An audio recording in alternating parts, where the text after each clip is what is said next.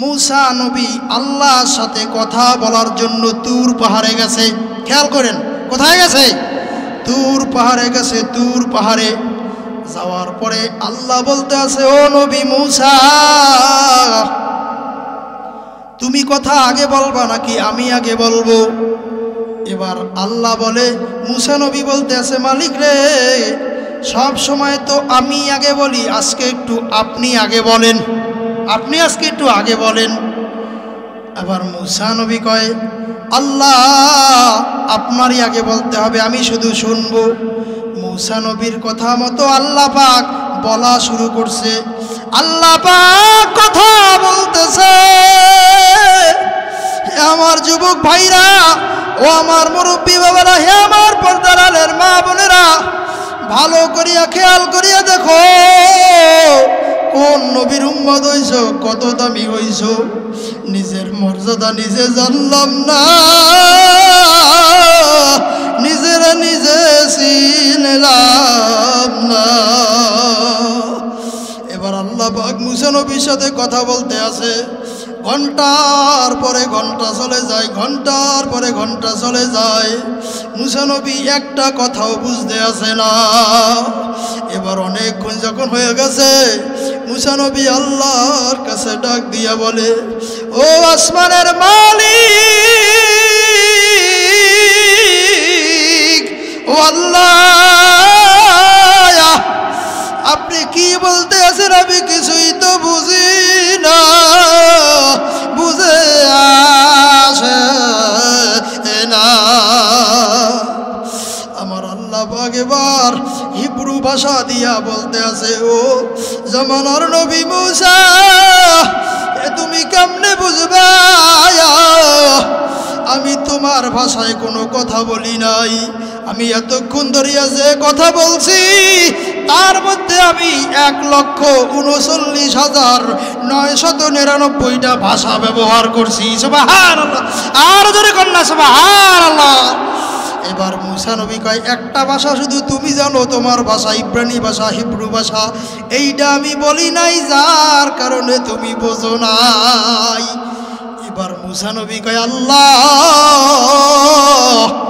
এই 1,39,999টা ভাষা দিয়া আপনি কোন কি বলছেন এবার একটু আমার ভাষায় আমারে বুঝাইয়া কোন এবার আল্লাহ ডাক দিয়া কয় ও নবী मूसा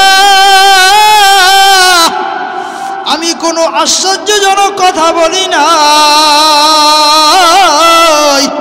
শেষ জামানায় একজন নবী আসবে ওই নবীর উম্মত যারা হবে আমি সেই উম্মতের প্রশংসা করছি সুবহানাল্লাহ আর জোরে কন্যা সুবহানাল্লাহ কয় নবী मूसा রে শেষ জামানায় আমার বন্ধু মুহাম্মাদুর রাসূলুল্লাহ সাল্লাল্লাহু আলাইহি ওয়াসাল্লামকে পাঠাবো তার উম্মতের প্রশংসা আমি তোমার কাছে এই যে ভাষাটায় বলতে আছি এই ভাষা সহ 1,40,000 ভাষা ব্যবহার করে বললাম আর আমি আমার হাতে 1,40,000 ভাষা আমার আল্লাহর কাছে আমার আছে আমি এর মধ্যে 40,000 মানুষের দিছি আর 1,00,000 ভাষা আমি মাওলা নিজের স্পেশাল রাইখা দিছি এবার मूसा নবী কয় মালিক রে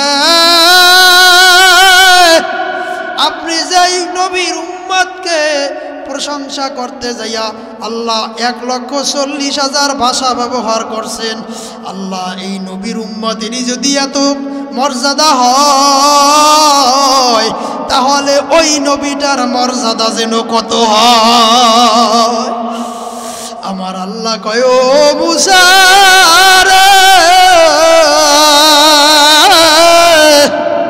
জানতে চাইছো সংক্ষেপে না বলিয়াও পারি না ওই নবীটারে যদি না বানাইতাম তারে যদি আমি না বানাইতাম আমি আদম বানাইতাম না গন্ধম বানাইতাম না জান্নাতও বানাইতাম না জাহান্নামও বানাইতাম না তুমি নবী मूसा তোমারেও আমি বানাইতাম না যদি মুহাম্মদ নবীরে না বানাইতাম সুবহানাল্লাহ বলে সে আমার কেমন প্রিয় জানোনি ও मूसा রে আমার ওই বন্ধু যতক্ষণ পর্যন্ত জান্নাতের মধ্যে না ঢুকবে অতক্ষণ পর্যন্ত আমি পৃথিবীর কোন নবী রাসূল শহীদ সাদিকিন কাউরে আমি আমার ওই জান্নাতের মধ্যে ঢুকতে দেব না। যদিও শেষে আসবে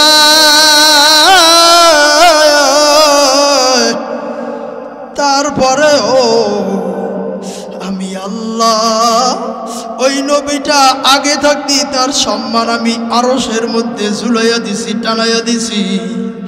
আমি আরশের মধ্যে লেখা দিছি লা ইলাহা ইল্লাল্লাহু মুহাম্মাদুর রাসূলুল্লাহ সাল্লাল্লাহু আলাইহি ওয়াসাল্লাম।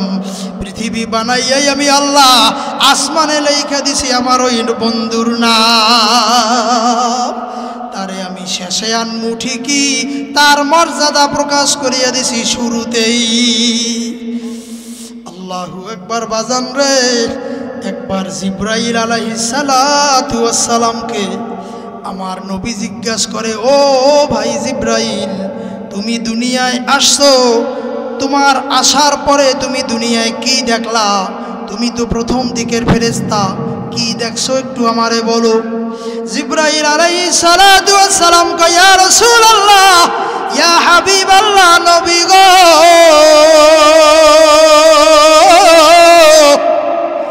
যখন আল্লাহ আমারে বানাইলো আমি চক্ষুটা খুইলা দেখি আসমানের মধ্যে একটা তারকা ঝলমল ঝলমল করতে আছে।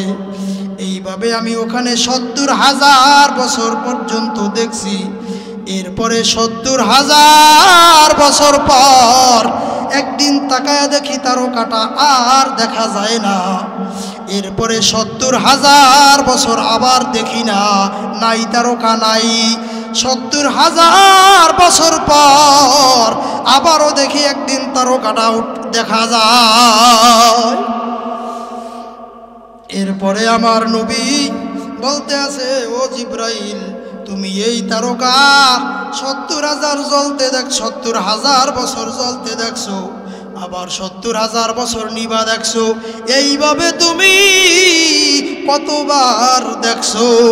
জিব্রাইল আলাইহিস সালাতু ওয়াস সালাম কয়, আসমানের মালিকের কসম, আমি একবার আর দুইবার নয়, আমি ৭০,০০০ বার ওইভাবে উঠতে দেখছি, আবার নিভতে দেখছি। সুবহানাল্লাহ। কয়, ও জিব্রাইল, ওই তারকাটা তুমি দেখলে চিনবা নাকি? কয়, ইয়া রাসূলুল্লাহ, ইয়া হাবিবাল্লাহ, শুধু এখন নয়, কোটি কোটি বছর পরেও যদি যেই দিন ওই তারকাটা আমারে দেখানো হবে, ওই দিনই আমি ওই তারকাটা দেখিয়া চিনিয়া ফেলাবো। আমার নবী কয়, জিব্রাইল, তাহলে একটু আমার পিছন দিকে আসো। যখনই পিছনে আসিয়া জিব্রাইল দাঁড়াইছে, আমার নবী পিছন থেকে জামাটা উঁচা করিয়া দিয়া কয়, জিব্রাইল, দেখো তো আমার পিঠের মধ্যে কিছু আছে কিনা। আমার নবীর পিঠের মধ্যে কবুতরের ডিমের মতো একটা সুপারির সাইজের একটা মোহর ছিল, ওইটা নবুয়তি মোহর।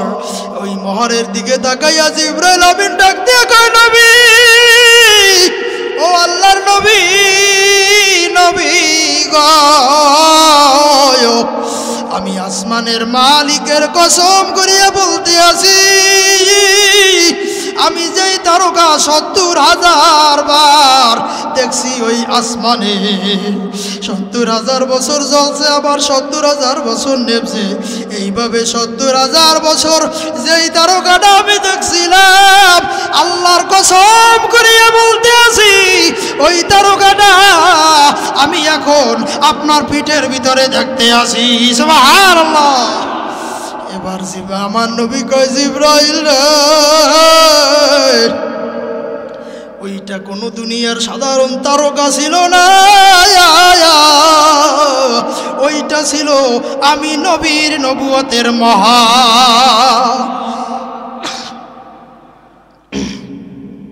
আমাকে আমার মাওলা বানাইয়া শুরুতেই বানায়া রাখছে, শেষে বানাইবে পাঠাইবে শেষে, কিন্তু বানায়া রাখছে শুরুতে। আমি নবী যে দুনিয়ায় আসব এই নিদা আল্লাহ পাক এটা বুঝানোর জন্য একটা নিশানা স্বরূপ আমার এই মহারে নবুয়তটাকে আল্লাহ তারকায় আসমানে ঝুলাইয়া রাখছিল। এত দামি নবী, দামি নবী, এই নবীর মর্যাদা এত বাইরা গেছে।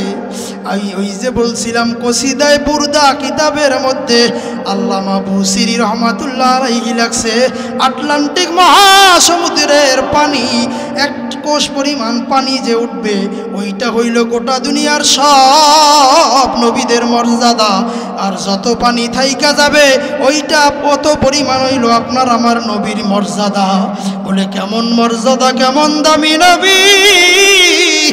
আয়েশা সিদ্দিকা রাদিয়াল্লাহু তাআলা আনহা বলে যে আরব মিশরের মহিলারা ইউসুফ নবীরে দেখা হাত কাটিয়া ফেলাইছিল। কি ঘটনা জানেন না? হাত কাটিয়া ফেলাইছে, কিন্তু ওরা যদি আপনার আমার নবীরে দেখতো তাহলে ওরা কলিজা কাটিয়া ফেলাইতো। কারণ আমার নবী এত সুন্দর, আমার নবীর সৌন্দর্যের সামনে পৃথিবীর কারো সৌন্দর্য নাই। আমার নবীর এই সৌন্দর্যটা আল্লাহ পাক একটা পর্দা দিয়া ঢাইকা রাখছে। নবীর জন্মের পর থেকে নিয়ে মৃত্যু পর্যন্ত 3 বার মাত্র আল্লাহ এই পর্দা সরাইয়া দিছিল। সুবহানাল্লাহ, মাত্র 3 বার সরাইয়া দিছিল। তার মধ্যে আমি সংক্ষেপে একবারের কথা বলতে আসি। একবার নবীজি আয়েশা সিদ্দিকা রাদিয়াল্লাহু তাআলা আনহার ঘরে ভিতরে প্রবেশ করবে, ডাক দিছে।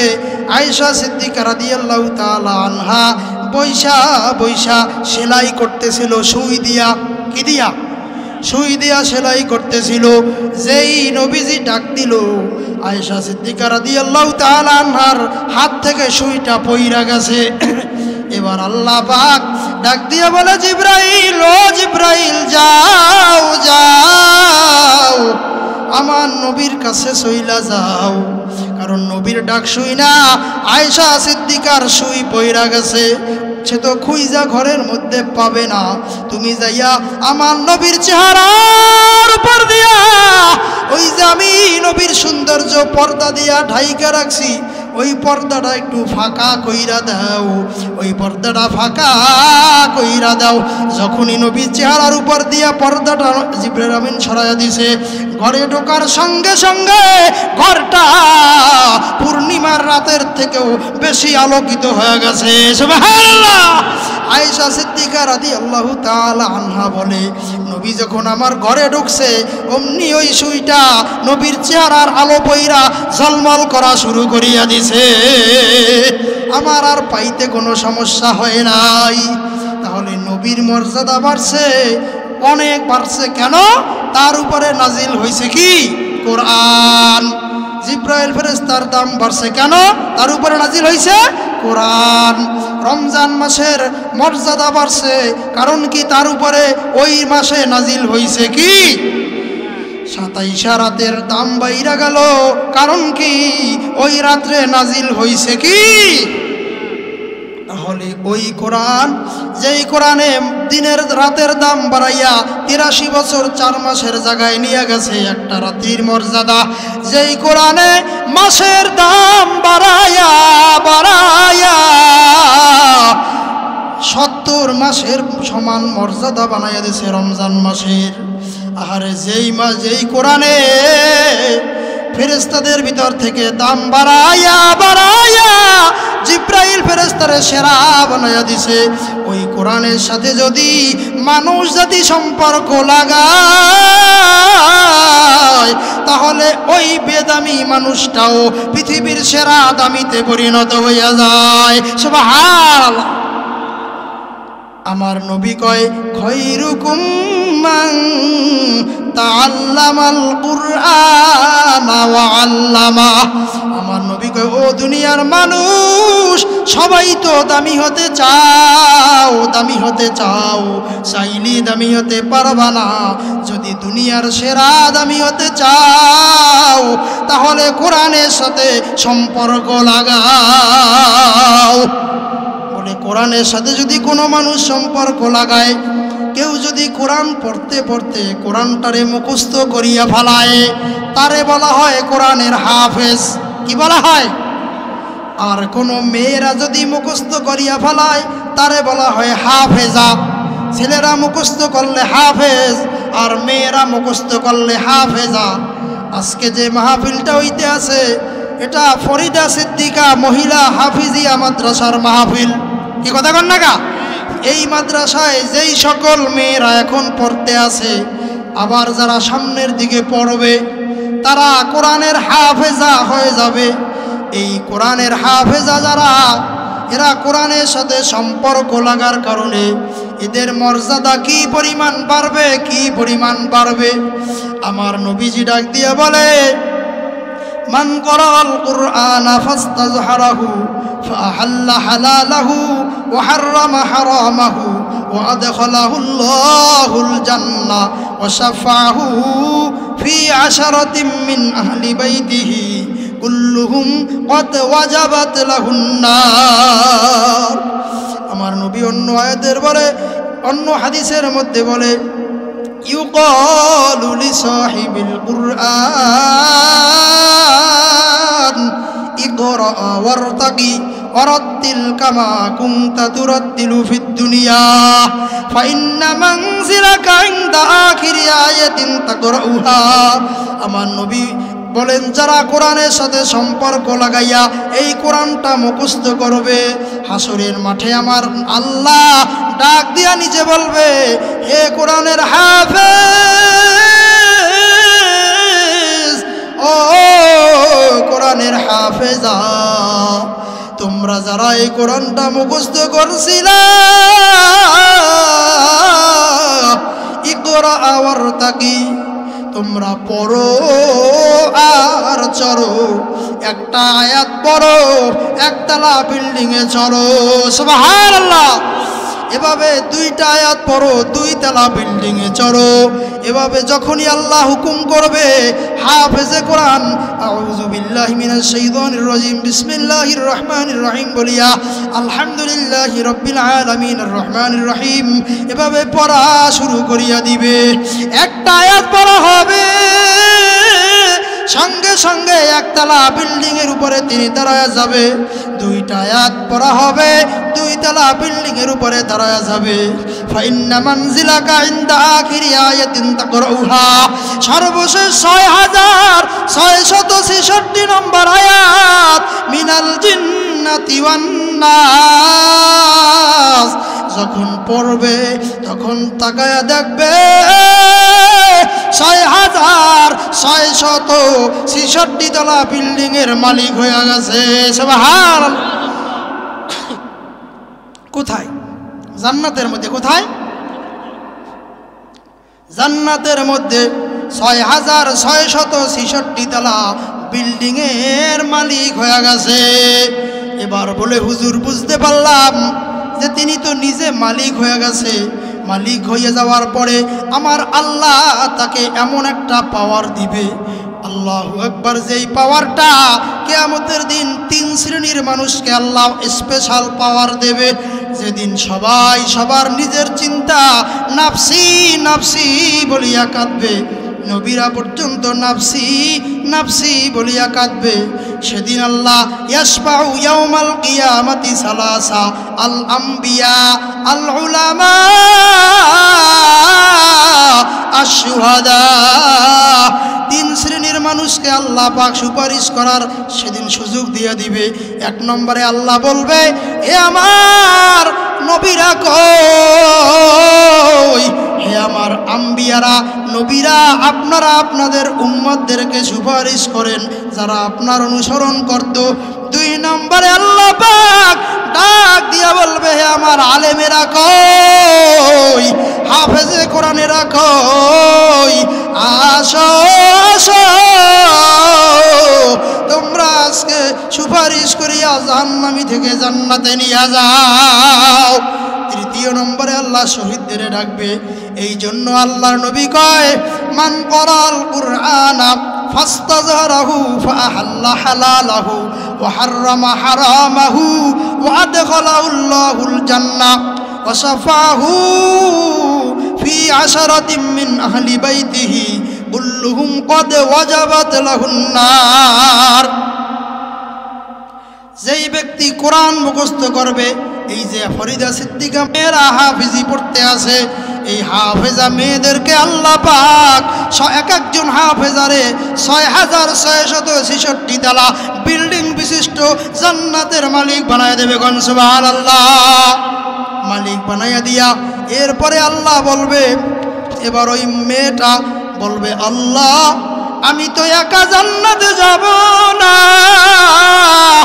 একা যাব না, কারণ আল্লাহ আজকে আমরা যে হাফেজা হয়েছি এটা আমার নিজের একার ইচ্ছায় পারতাম না।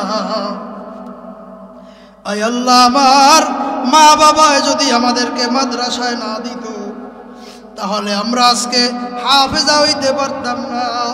আমাদের বাড়ির পাশে মাদ্রাসা ছিল, ফরিদা সিদ্দিকা হাফিজিয়া মাদ্রাসা। এই মাদ্রাসায় আমার মা বাবায় বড় কষ্ট করিয়া টাকা পয়সা খরচা করিয়া আমাদেরকে মাদ্রাসায় দিছে। এই মা বাবা না দিলে আমরা ইচ্ছা করিয়া যাইতে পারতাম না, কারণ আমরা ছোট মানুষ, জানতাম না, বুঝতাম না। আজকে এই মা বাবারে না লইয়া কেউ আমরা জান্নাতে যাব না। এবার আমার আল্লাহ বলবে, ও কোরআনের হাফেজা, আমি আল্লাহ তোমাদেরকে শুধু মা আর বাবা না, আমি আল্লাহ স্পেশাল একটা শক্তি দিয়া দিলাম, যেই শক্তি দিয়া তোমরা তোমাদের আত্মীয় স্বজনের মধ্যে, প্রিয়জনদের মধ্যে 10 জন যারা জাহান্নামী হয়ে গেছে, যাদের হাতে পায়ে জাহান্নামের শিকল লাগাইয়া দিয়েছে, এমন 10 জন পয়সা নিয়ে আসো। যারে যারে নিয়ে আসবা আমি মাওলা তারে তারে সোজা জান্নাতে পাঠাইয়া দেব। সুবহান। চিন্তা করছেন কত মারাত্মক ব্যাপার? আপনার সন্তান ছোট্ট একটা মেয়ে, আপনি তারে গোনাই ধরেন না, সমাজে তার কোনো দাম নাই, ছোট মানুষ, 8-9 বছর বয়স, ওর কি কোনো মূল্যায়ন আছে সমাজে? নাই। ওরে তো কেউ ডাইকে বড় চেয়ারেও বসায় না। ছোট বাচ্চাদের কোনো দাম না, ওরা বেদামি। কিন্তু এই বাচ্চাটাকে আপনি যখন মহিলা মাদ্রাসায় ভর্তি করলেন, আপনার এই মেয়েটাকে, এই মেয়েটা যখন কোরআনের হাফেজা হইল, ও যদি মারা যায়, সে যদি বাচ্চা জন্ম দিতে গিয়া সিজারে করতে গিয়া মারা যায়, অথবা নর্মাল ডেলিভারিতেও মারা যায়, অথবা যে কোনো কারণে স্ট্রোক কইরা হোক মারা গেছে, আর না হোক কোনো একদিন তো মারা যাবে, বুড়া হইয়া হইলেও তো মারা যাবে। তাহলে প্রথম কথা হলো, ছোট বাচ্চাটা মাত্র হাফেজা হয়েছে, নামাজ পড়তেছে, মাদ্রাসায় আমল করতেছে, আর পড়তেছে, পড়তে পড়তে হাফেজা হইয়া সে দুনিয়া থেকে বিদায় হয়ে গেছে। আপনি কি পাইলেন? আপনি তো কিছু পাইলেন না, কারণ মেয়েটা মারা গেছে অল্প 10 বছর বয়সে, 11 বছর বয়সে হাফেজা হইয়া মারা গেছে। আপনারে কামাই করেও খাওয়াইতে পারলো না, কোনো কিছুই করতে পারলো না।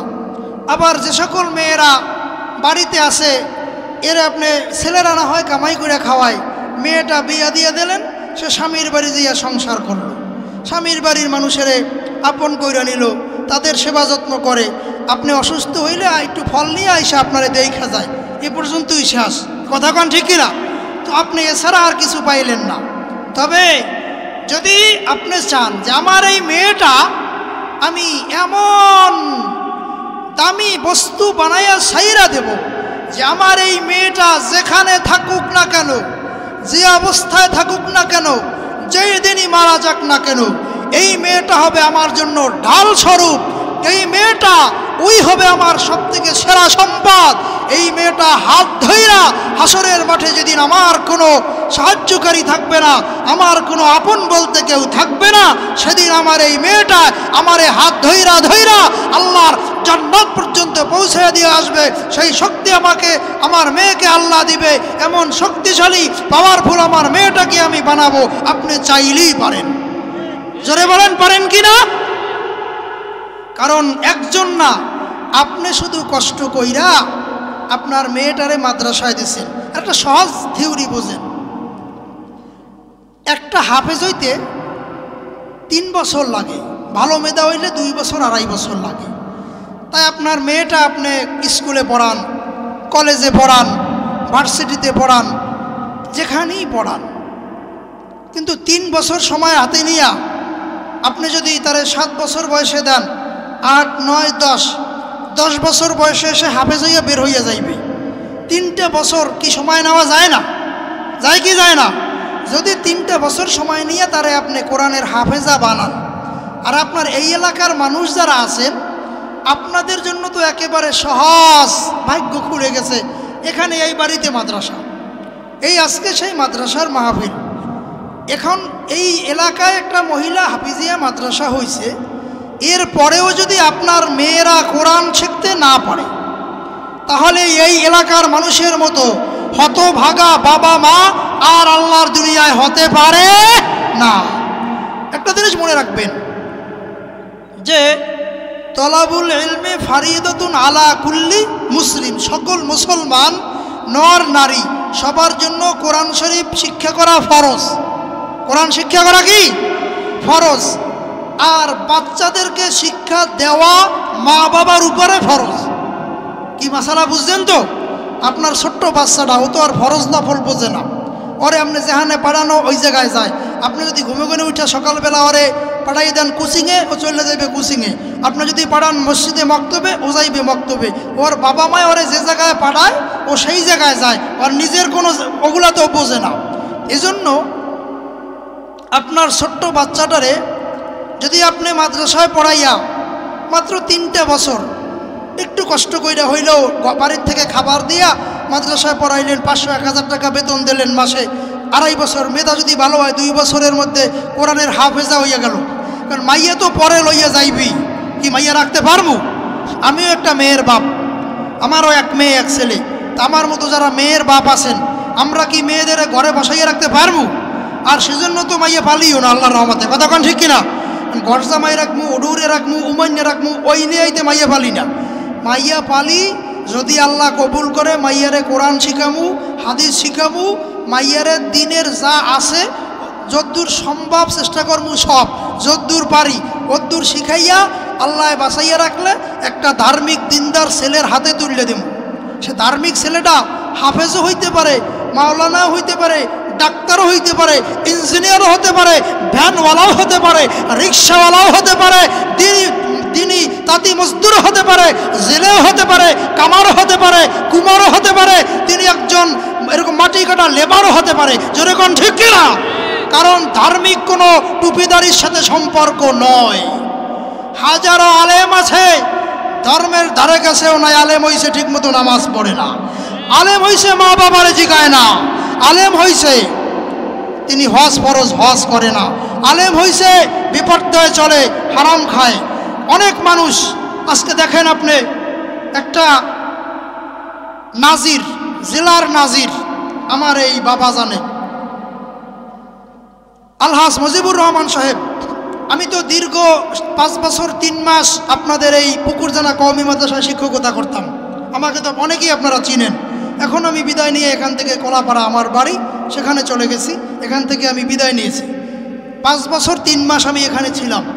আমার এই বাজানরে আমি কতগুলা সভা সমাবেশ, মাহফিল, মাদ্রাসার অনুষ্ঠান, বিভিন্ন জায়গায় তারে দেখি, তারে সবাই ডাকে। আর সে এমন একটা ব্যক্তি, ডাক দিলেই ছুটে যায়, যেখানে কোরআন আছে সেখানে সে আছে, কথা কোন ঠিক কিনা? একটা নাজির আপনি কি মনে করেন যেমন তেমন ব্যাপার? একটা জেলার নাজির হওয়া সত্ত্বেও আজকে তিনি সামনে বসা, সামনে প্রশংসা করলে ঠিক না, এটা চরম ভুল। কিন্তু আমি বুঝানোর জন্য বলছি, বুঝানোর জন্য যে তার টুপি দাড়ি পোশাকের দিকে তাকাইলে মনে হয় কোনো একটা মাদ্রাসার সাইকুল হাদিস। এ কথা বলেন না কেন? কিন্তু তিনি একজন নাজির। তাহলে বাজান, সুন্নতি পোশাক, আমল, আখলাক, আল্লাহওয়ালা, দিনদার, ধার্মিক, এটা হতে বিরাট আলেম হলেই যে সে ধার্মিক, বিষয়টা এরকমের নয়। হাজারো রিক্সাওয়ালা আছে আল্লাহর ওলি হয়ে গেছে, কথা কোন ঠিক কিনা? হাজারো বুড়া মানুষ লেখাপড়া জানে না, কোনো পীরের মুরিদ অথবা কোনো তাবলিগের ওয়ালা চিল্লার সাথী জিকির করতে করতে করতে করতে অন্তর চক্ষু খুইলা গেছে। চোখ বন্ধ করলি, গাছের পাতার দিকে তাকাইলি, নদীর ঢেউয়ের দিকে তাকাইলি, আমার মাওলার কুদরতের খেলা দেখতে পায়। কোন সুবহানাল্লাহ। হাজারো ভ্যানওয়ালা, রিক্সাওয়ালা, অটোওয়ালা আছে যারা আল্লাহর ওলি হয়ে রয়েছে, আমাদের খবর নাই। আমরা জানি অমুক রিক্সাওয়ালা, অমুক অটোওয়ালা, অমুক ভ্যানওয়ালা, অমুক জেলে, অমুক তাঁতি, অমুক মাটি কাটা, অমুক বদলা দেওয়া, কিন্তু আসলে লোকটা আল্লাহর ইবাদত করতে করতে আল্লাহর ওলি হয়ে গেছে, আমরা তারে চিনি না। জোরে কোন ঠিক কিনা? আরে কত আলেম, জবরদস্ত আলেম, টাকায় বিক্রি হয়েছে, টাকায় বিক্রি হয়ে গেছে। নাই নাই, শেষ, সব শেষ, বিক্রি হয়ে গেছে। হয়তো কোনো দলের কাছে, কোনো গ্রুপের কাছে, কোনো এনজিওর কাছে, বিভিন্ন ভালো ভালো আলেম ধ্বংস হয়ে যেতে দেখছি। ইয়াউমা তুকাল্লাবু বুজুহুহুম ফিন্নার ইয়াকুলুনা ইয়া লাইতানা আতানাল্লাহ ওয়া আতানার রাসূলা ওয়া ক্বালু রাব্বানা ইন্না আতানা সাদাতানা ওয়া কুবারানা ফাআদাল্লুনা আস-সাবিলা রব্বানা আতিহিম দিফাইনি মিনাল আযাব ওয়ালআনহুম লানান কাবীরা। জাহান্নামীদেরকে যখন শিকল গলার মধ্যে লাগায়া জাহান্নামের ভিতরে টানা শুরু করিয়া দিবে, চেহারাটা উলট পালট করা শুরু হয়ে যাবে, গলার মধ্যে জাহান্নামের শিকল। তখন ওই জাহান্নামী বান্দারা আল্লাহ ডাক দিয়ে বলবে, রব্বানা ইন্না আতানা সাদাতানা ওয়া কুবারানা ফাআদাল্লুনা আস-সাবিলা। হে আমার প্রতিপালক, হে আমার মালিক, হে আমার আল্লাহ, আমরা আজকে জাহান্নামী হইছি নিজেদের ইচ্ছায় হয় নাই। আমরা আমাদের বড়দের অনুসরণ করতাম, আমরা আমাদের নেতাদের অনুসরণ করতাম। মেয়েরা বলবে, আল্লাহ আমরা 4 জন মানুষের অনুসরণ করতাম, আজকে তাদেরকে তুমি জাহান্নামী বানাও।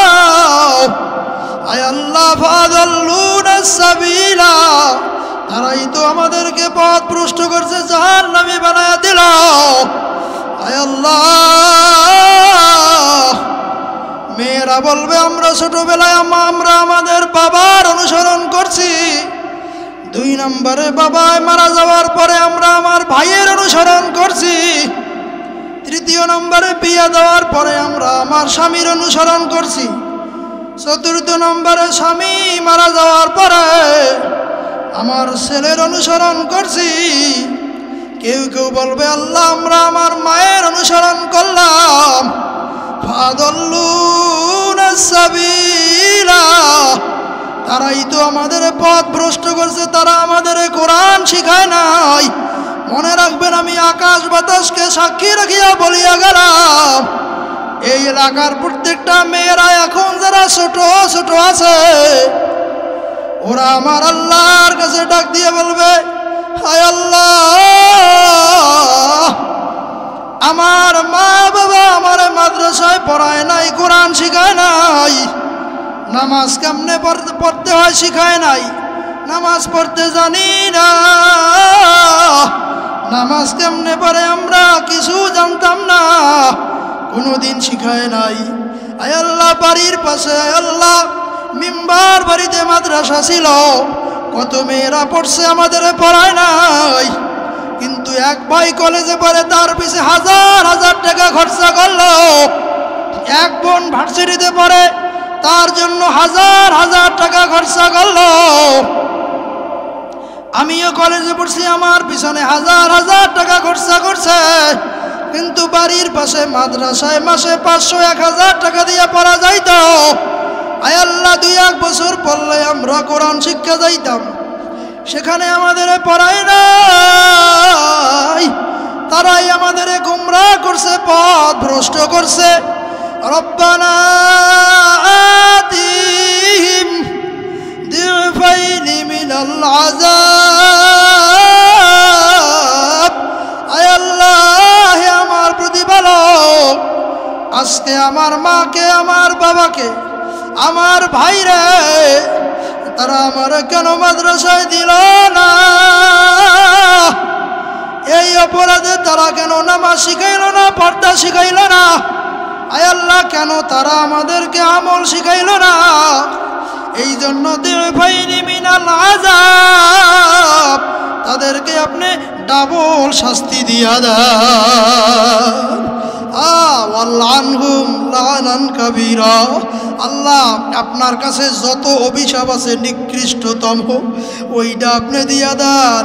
আল্লাহ, ওই লানত আপনি না দেওয়া পর্যন্ত আমরা যাব না। এরপরে আমার আল্লাহ ডাক দিয়ে বলবে, ফেরেশতা যাও যাও যাও, এই যে ফাতেমা, রহিমা, কুলসুম, মারিয়াম আজকে জাহান্নামী হয়ে গেছে। তার মা বাবারে তিনি দায়ী করতে আছে, তার বড় ভাইরে দায়ী করতে আছে, দাদার সংসারে ছিল দাদারে দায়ী করতে আছে। তাদেরকে ধইরা নিয়ে আসো। তাদেরকে যখন ধইরা আনা হবে, তখন বলবে, হে আব্দুল্লাহ, আব্দুর রহিমে, রহিমা খাতুন, তোরা তোদের মেয়েকে কেন এলেম শিখাও নাই? আজকে তোদের বিরুদ্ধে আমার দরবারে আদালত দিছে, মামলা দিছে, এ কেন শিখাও নাই? স্কুলে পড়াইছো ঠিকই, কলেজে পড়াইছো ঠিকই, সেখানে হাজার হাজার টাকা খরচা করতে পারলি, আজকে কেন আমার কোরআনটা শিখাইতে পারলি না?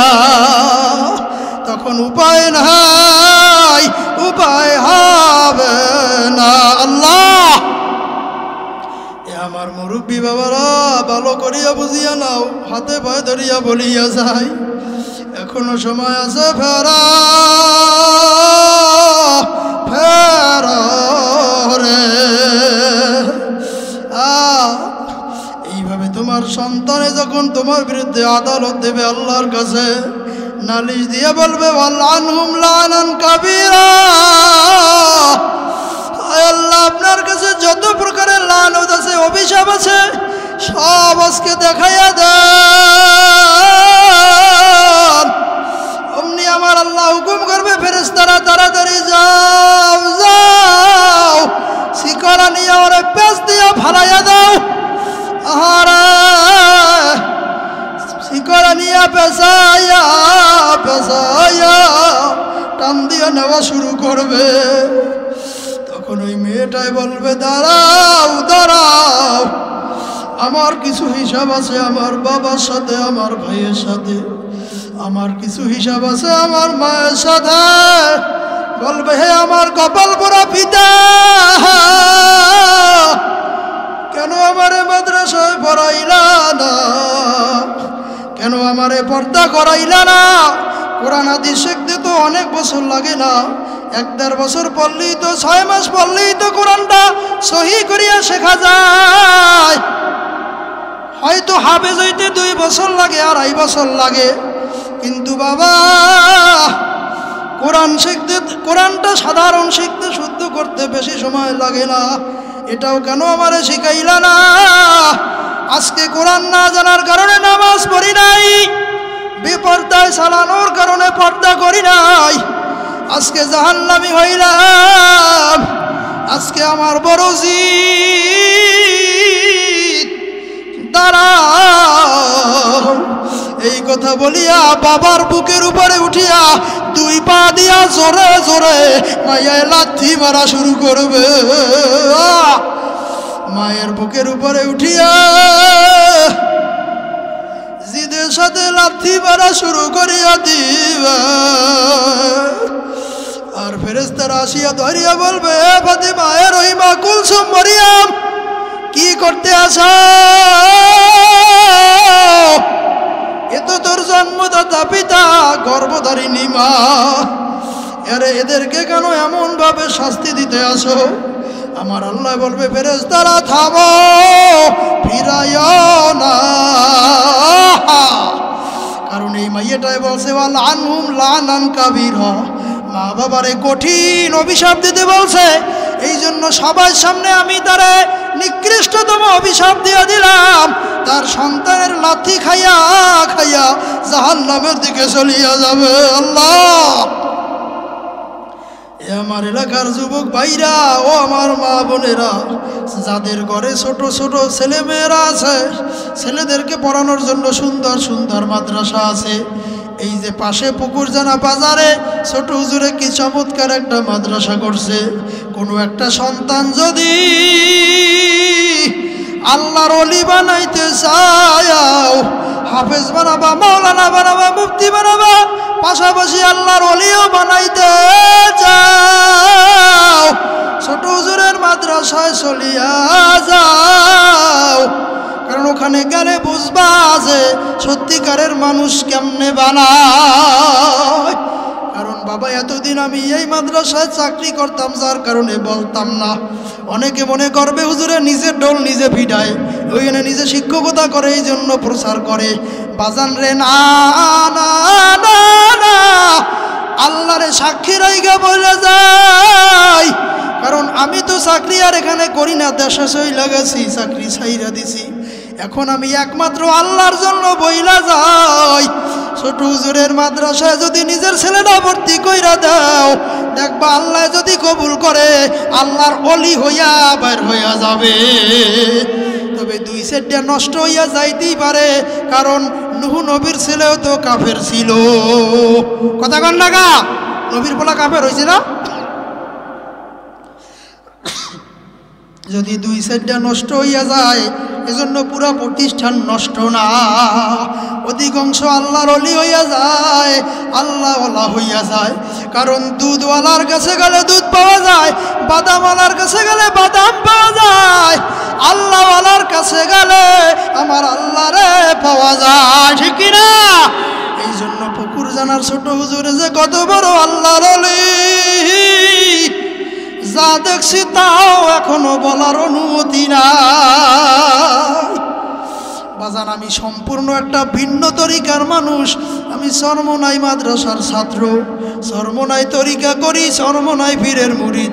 আর ছোট হুজুরে তাবলিগ করে, এরপরেও কিন্তু 5 বছর 3 মাস হুজুরের মাদ্রাসায় চাকরি করছি। কোনোদিন হুজুরের সাথে মনোমালিন্য হয় নাই।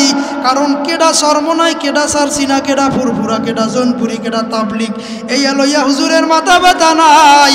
ছোট হুজুরের চিন্তা হইল কেমনে একটা মানুষের আল্লাহওয়ালা বানান যায়। জোরে কোন ঠিক কিনা?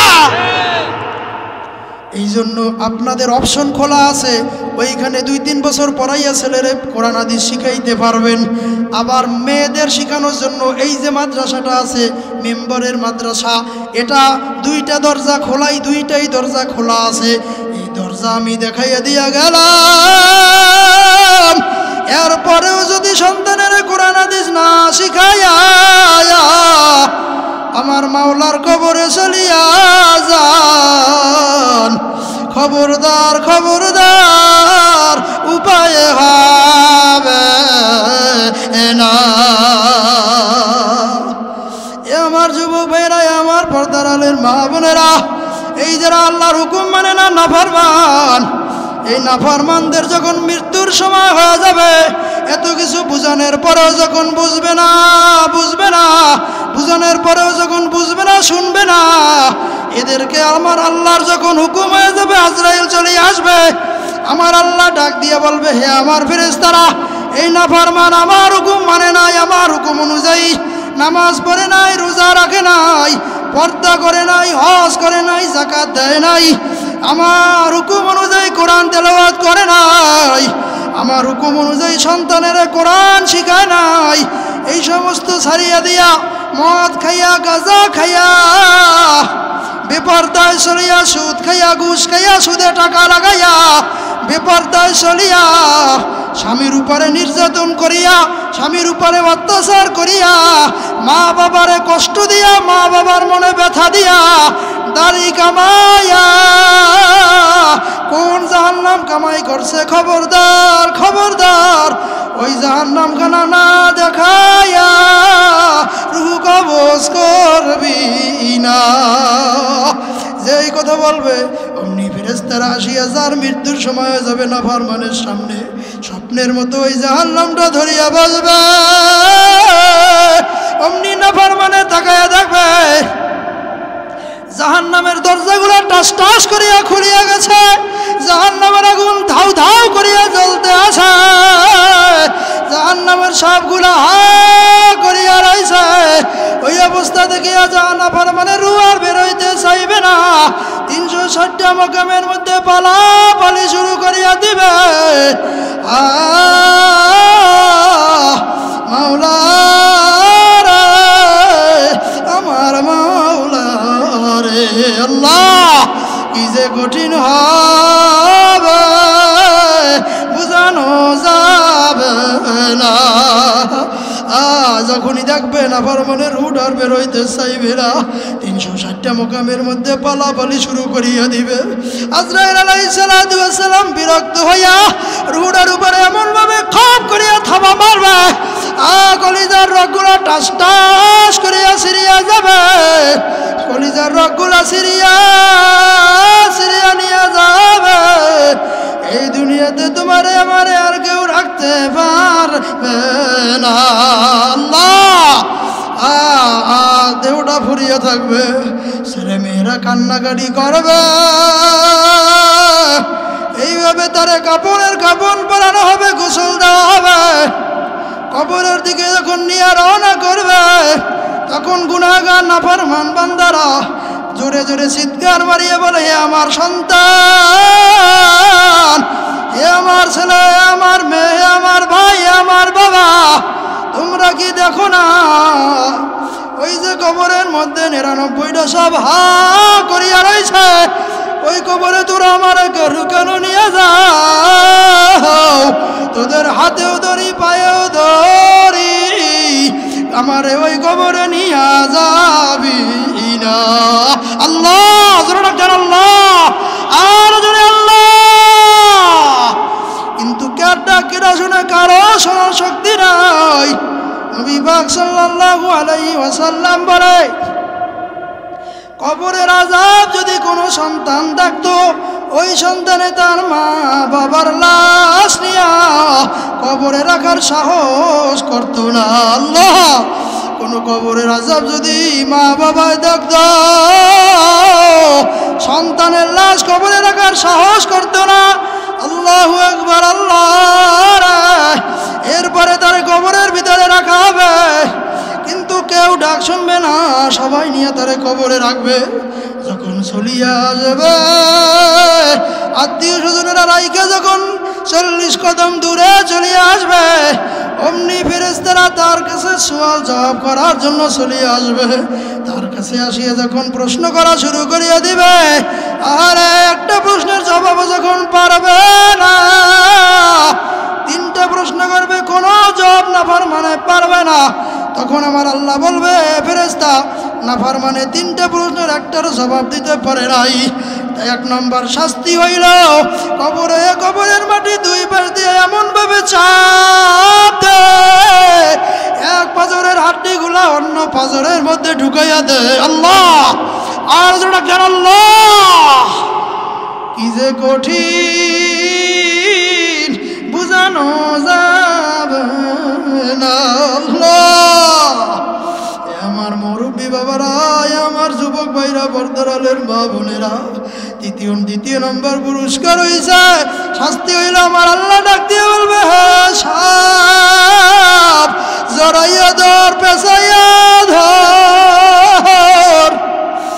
সাপে পেঁচ দিয়ে এমন ভাবে সাপ মারবে, কটমট কটমট করিয়া হাড্ডি গুড্ডিগুলো ভাঙ্গিয়া ফেলাইবে। এরপরে 3য় নম্বর শাস্তি, আমার আল্লাহ ফেরেশতা গুরজা নিয়ে একটা ফেরেশতা পাঠিয়ে দিবে। এ ফেরেশতা গুরজা দিয়া পিটায়া পিটায়া মাটির তলে ঢুকাইয়া ফেলা। বাবারে মা এমন জোরে বাড়ি মারবে মাটির নিচে ঢুকিয়া যাবে। আবার যখন তিনি গুরজাটা জাগাইবে আবারও মাটির নিচে ঢুকিয়া যাবে। এমন ফেরেশতা পাঠাবে যেই ফেরেশতা কানেও শোনে না, চোখেও দেখে না। তুমি যত চিল্লাবা ফেরেশতায় শুনবে না। কি যে কঠিন হবে বুঝানো যাবে না। আর যারা আমার মাওলার হুকুম মানবে, যারা পর্দা করবে, কোরআন শিখবে, নামাজ পড়বে, রোজা রাখবে, হজ করবে, যাকাত দেবে, যারা সন্তানের মাদ্রাসায় পড়াইয়া যাবে, কোরআন হাদিস শিখাইয়া যাবে, আমার আল্লাহ ডাক দিয়ে বলবে, ও ফেরেশতা, আমার বান্দাটা এত কষ্ট করিয়া আমার ইবাদত করছে, এত কষ্ট করে ইবাদত করিয়া কোন জান্নাত কামাই করছে, এই জান্নাতখানা না দেখায়া রূহ কবজ করবি না। যখনই এই কথা বলবে সঙ্গে সঙ্গে না আল্লাহ পাকের ফেরেশতারা স্বপ্নের মতো জান্নাতটা তার সামনে তুলিয়ে ধরবে। বাবারে, আল্লাহর প্রিয় বান্দারা যখনই জান্নাতটা দেখবে, দেখবে জান্নাতের নাজ নিয়ামত দেখা যায়, জান্নাতের ফুলের ঘেরান পাওয়া যায়। ওইটা দেখেই যখন ঘেরান নেওয়ার জন্য একটা নিঃশ্বাস ভিতরে নেবে, আবার যখন নিঃশ্বাসটা ছাড়িয়ে দিবে, ওই কোন ফাঁকে যে রুহটা বের হইয়া যাবে আল্লাহর বান্দাবান্দি টেরও করতে পারবে না। সুবহানাল্লাহ। যেখানে নাফরমানের এত কষ্ট, সেখানে আল্লাহর প্রিয় বান্দায় টেরই পায় নাই কখন রুহটা বের হয়ে গেছে। যখন তারে কবরে নিয়ে যাওয়া হবে, কবরে যখন রাখা হবে, তখন ফেরেশতারা যখন প্রশ্ন করবে মার রব্বুকা, অমনি ধমক দেবে, ফেরেশতারা কি প্রশ্ন করো, কিসের প্রশ্ন করো? যেই মাওলারে পাওয়ার জন্য এত চেষ্টা করছি, এত সাধনা করছি, মাওলারে পাওয়ার জন্য সর্বনাশ গেছি, মাওলারে পাই নাই, মাওলারে পাওয়ার জন্য সারসিনা গেছি, মাওলারে পাই নাই, মাওলারে পাওয়ার জন্য তাবলিগে গেছি, চিল্লার পরে চিল্লা দিছি, মাওলারে পাই নাই, মাওলারে পাওয়ার জন্য মিম্বার বাড়ির ফরিদা সিদ্দিকা মাদ্রাসার মাহফিলে যাইয়া কুয়াশার মধ্যে বসিয়া রয়েছি, ঠান্ডার মধ্যে বসিয়া রয়েছি, কখনো গরম ছিল গরমের মধ্যে বসিয়া রয়েছি, আবার কখনো বৃষ্টি নাইমা গেছিল, তারপরেও ভিজা ভিজা শুনছি। কত সময় কত আবহাওয়ার মধ্যে ওয়াজ মাহফিল হয়েছে, তারপরেও সব কিছু উপেক্ষা কইরা আমার মাওলারে পাওয়ার জন্য চলিয়া গেছি, আমার মাওলারে পাই নাই। কত বজ্রপাত বৃষ্টি হয়েছে, ঠাডা পড়ছে, তারপরেও মসজিদে গেছি, আমার মাওলারে ভুলি নাই। আর আজকে 3.5 হাত মাটির মধ্যে এই আমার মাওলারে ভুলিয়া যাব, এটা কেমনে বুঝলি? আমার রব হইছে আমার আল্লাহ। এভাবে বলবে তোমার দিন কি, তখন উত্তর দিয়া দেবে। এরপরে নবীরে দেখাইয়া বলবে মান হাজার রাজুলুল্লাযী বুইসাল্লাযী ফীকুম, ওই যে লোকটা আছে তারে চিনো কিনা, কে তিনি কে? তখন আল্লাহর প্রিয় বান্দারা যারা সুন্নাত মোতাবেক জীবন যাপন করত, নবীর প্রেমের প্রেমিক যারা, নবীর প্রেমে নবীর ভালোবাসা যারা সন্তানদের মাদ্রাসায় পড়াইছে, তারা বলবে ওই তো আমার নবী। ওই নবীরে পাওয়ার জন্য এত সাধনা করছি, কত সুন্নাতের আমল করছি, কত আল্লাহু আকবার, কত দাড়ি রেখা স্কুল কলেজে গেছি, কত ছেলেরা আমাদের নিয়ে টিটফুনি কাটছে, কত মানুষ বলবে বড় বড় অফিসার হইয়াও পাঞ্জাবি গায়ে দিয়েছি, জুব্বা পরছি, সুন্নতি পাগড়ি পরছি, টুপি পরছি, দাড়ি রাখছি, কত মানুষে কত কথা বলছে, কারো কথার কোনো পরোয়া করি নাই, কারণ আমার নবীর ভালোবাসা পাওয়ার জন্য এত কিছু করছি। ওই তো আমার নবী, ওই আমার নবী। এরপরে আমার আল্লাহ বলবে তিনটা উত্তর দিয়ে দিছে আমার প্রিয় বান্দায়, তিনটা উত্তর দিয়ে আমার প্রিয় হয়ে গেছে, আমার বন্ধু হয়ে গেছে। আমার বন্ধু, তার বন্ধুর বাড়ি আইছে, কবরটা তার জন্য জান্নাতের বাগান বানাইয়া দাও। সুবহানাল্লাহ, আর জোরে কন্যা সুবহানাল্লাহ।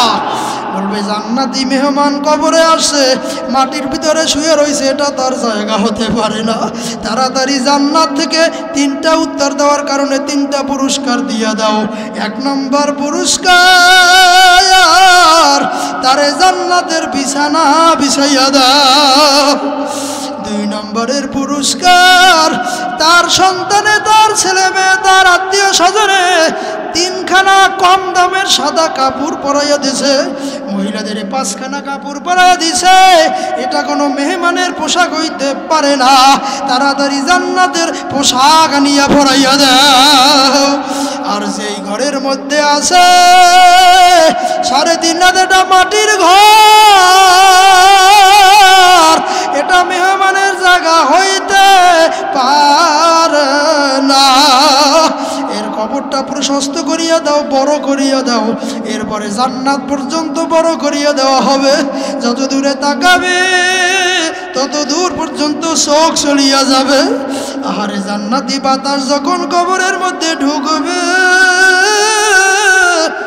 জান্নাতি বাতাস পাইয়া আল্লাহর বান্দারা কবরের মধ্যে ঘুমাইয়া যাবে। একটা ঘুমে যে কত হাজার বছর কাটিয়া যাবে আমার মাওলা ছাড়া কেউ কইতে পারে না। আল্লাহ, এই জন্য আমার মাওলার পরিচয় লইয়া কবরে যাওয়া লাগবে। বাজান রে, এই আল্লাহর পরিচয় পাওয়ার না মানুষগুলো যখন হাসরের মাঠে উঠবে, এরা মাথা জারবে আর উঠবে আর বলবে কি আমার তাজা ঘুম ভাঙলো, আমি এইমাত্র ঘুমাইছি, আমার ঘুমটা কেরা ভাঙ্গিয়া ফেলাইছে। অমনি আল্লাহর ফেরেশতারা বলবে না না না, এইমাত্র কেবল ঘুমাও নাই, হাজার হাজার বছর আগে ঘুমাইছো। এই যে দেখো হাসরের মাঠ কায়েম হয়ে গেছে। বলবে এটা কোন দিন? বলে হাসরের দিন, বিচারের দিন। বলবে আমার মাওলার পরিচয় আজকে যদি না পাই আমরা থামবো না। এই কথা বলিয়া দৌড়ানো শুরু করিয়া দেবে, চতুর্দিকে দৌড়াইবে। ফেরেশতারা যাই আল্লাহর কাছে বলবে আল্লাহ, আপনার বান্দারা তো দৌড়াইতে আছে পাগলের মতো, থামতে আসে না। আপনার বান্দারা তো থামতে আসে না, কেমন করিয়া থামাবো? কয় বান্দারা কি চায়? কয় বান্দারা কয় আমার মাওলারে পাওয়ার জন্য এত সাধনা করছি, ওয়াজে গেছি, মাহফিলে গেছি, তো পীরের দরবারে গেছি, মাদ্রাসায় পড়ছি, মসজিদে গেছি, মাওলারে পাই নাই। শুনছি হাসরের মাঠে নাকি মাওলা পাওয়া যাবে। আজকে যদি আমার মাওলারে না পাই আমরা থামবো না। তখন আমার আল্লাহ বলবে, এ আমার ফেরেশতারা, আমার ওয়াদা ছিল ঠিকই তো ওরা বলছে, তাড়াতাড়ি যাও যাও যাও, 70,000 নূরের পর্দা একটা কিনারা দিয়া উঠাইয়া দাও। ওরা এক নজর আমারে দেইখা থামিয়া যাইবে। যখনই 70,000 নূরের পর্দা একটা কিনারা দিয়া উঠাইয়া দিবে, আমার নবী কয় সাতারাউনা রাব্বাকুম কামা তারাউনাল কমারা লাইলাতাল বাদরে। আমার নবী কয় যেমন পূর্ণিমার রাতে চাঁদ উঠলে বিরাবিরি ধাক্কা ধাক্কি ছাড়া যার যার ঘরের সামনে বৈশা চাঁদটা দেখতে পায়, ঠিক তেমনি ভাবে আমার আল্লাহর 70,000 পর্দা যখন উঠাইয়া দিবে, প্রত্যেকটা মুমিন যার যার জায়গায় বসিয়া ধাক্কা ধাক্কি বিরাবিরি ছাড়া আমার মাওলারে ক্লিয়ার দেখতে পাবে। সুবহানাল্লাহ।